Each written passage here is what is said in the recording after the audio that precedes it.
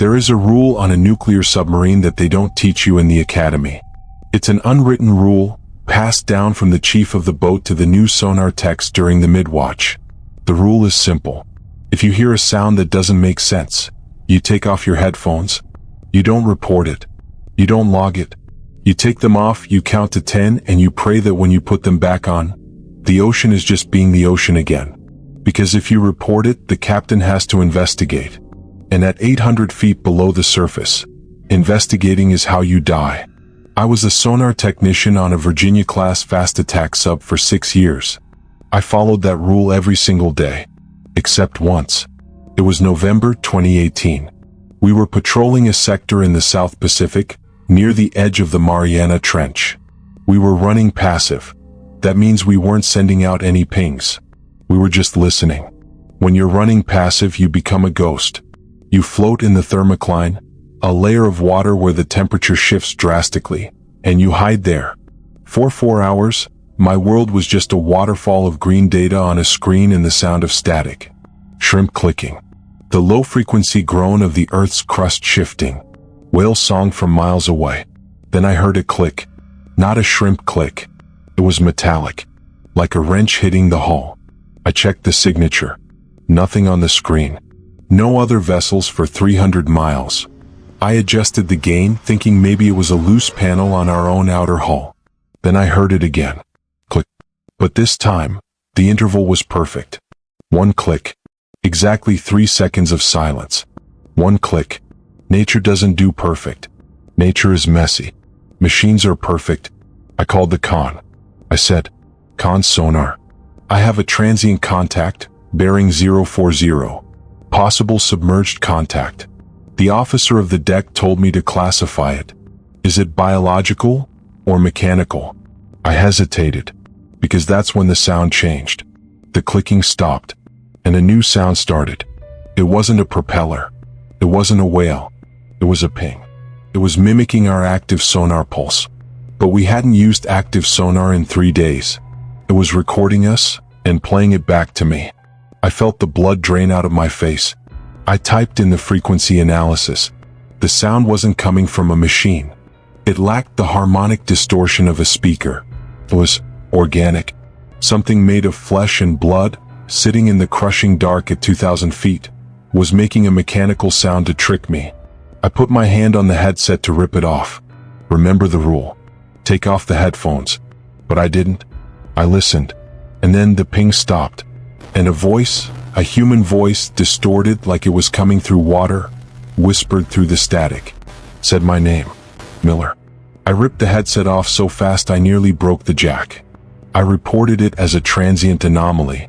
Equipment malfunction.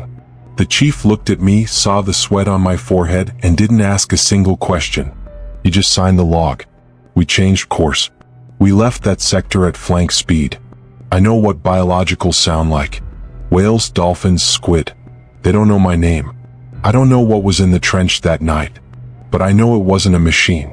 And I know it's still down there, listening, waiting for someone else to put on the headphones.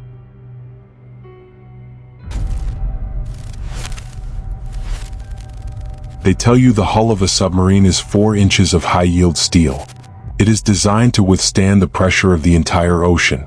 But they don't tell you how loud it is when something touches it.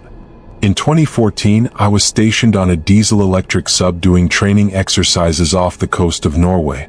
We were practicing a maneuver called bottoming. That's where you literally park the submarine on the ocean floor, kill the engines, and wait.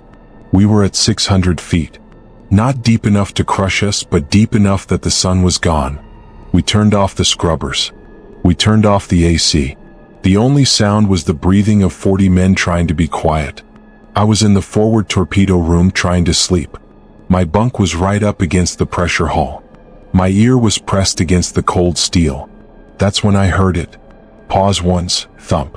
It wasn't a rock. We hadn't moved in 3 hours.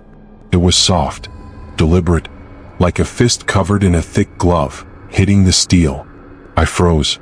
I thought maybe a diver was messing with us, but we were at 600 feet. A diver would be crushed instantly. I held my breath. Pause once, thump, thump. It was right on the other side of the wall, 6 inches away from my ear. I sat up and looked at the petty officer across from me. He was staring at the wall too. He heard it. We called the bridge. The captain came down. He put a stethoscope against the hull, the kind mechanics used to listen to engine valves. He listened for a long time. The whole crew was watching him.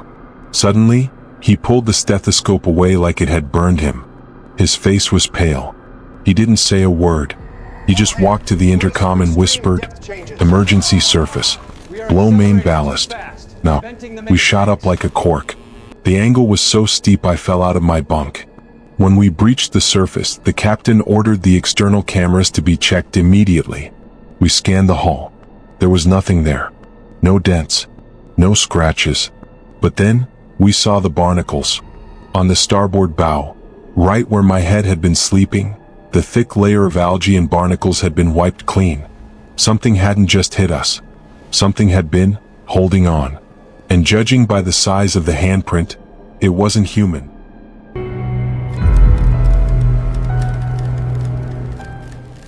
If you think being in a submarine is scary, try being a saturation diver. We don't get a steel hull. We wear a rubber suit and a glass helmet. We live in a pressurized chamber for 28 days at a time, breathing a mixture of helium and oxygen. Our job is to fix the oil pipelines that sit on the bottom of the North Sea. It is cold, it is pitch black, and it is the loneliest job on Earth. In 2019, I was working a shift on the Brent Charlie platform. I was at 500 feet, welding a structural brace on the leg of the rig. My dive partner, Miller, was back in the diving bell monitoring my air and comms. I was alone in the water. When you weld underwater, you can't see anything except the arc of the torch. It blinds you. So you have to weld for 10 seconds. Then turn it off to check your work. Flash on. Flash off. Darkness. I had been working for 2 hours. I finished a bead of weld and clicked off my torch. The darkness rushed back in. I waited for my eyes to adjust to the gloom so I could inspect the seal. Usually when you turn off your light, it's absolute black. But this time, it wasn't. Pause once. About 10 feet away from me, floating just above the pipeline, was a faint, pale reflection. I thought it was Miller coming out to check on me. I keep my mic. "Miller, you clear of the bell?" Miller's voice crackled in my ear. "Negative. I'm in the bell eating lunch." What? My stomach dropped. If Miller was in the bell, then who was floating next to me? I didn't turn my torch back on. Instinct told me not to. I just stared at the pale shape. It looked like a man, but too long. Its limbs were drifting loosely in the current like seaweed. And it wasn't just floating. It was facing me. I slowly reached for my welding hammer. The water at that depth vibrates with the sound of the rig, clanking, hissing, grinding. But through the water, I felt a vibration that wasn't the rig. It was a hum. A low-frequency thrumming that I could feel in my teeth. The shape moved. It didn't swim. It jerked, like a marionette being pulled by strings. It jerked 3 feet closer to me. Then it stopped. It was curious. It was watching me work. "Diver 1, prepare for recovery," Miller said in my ear. The diving bell's external floodlights clicked on above me, bathing the site in bright white light. In a split second, the pale thing shot straight down. Not away. Down. Into the silt. Gone. I never told Miller. I finished my decompression cycle, took my paycheck, and I never went back to the North Sea. There are things down there that like the light, and there are things that are just waiting for you to turn it off.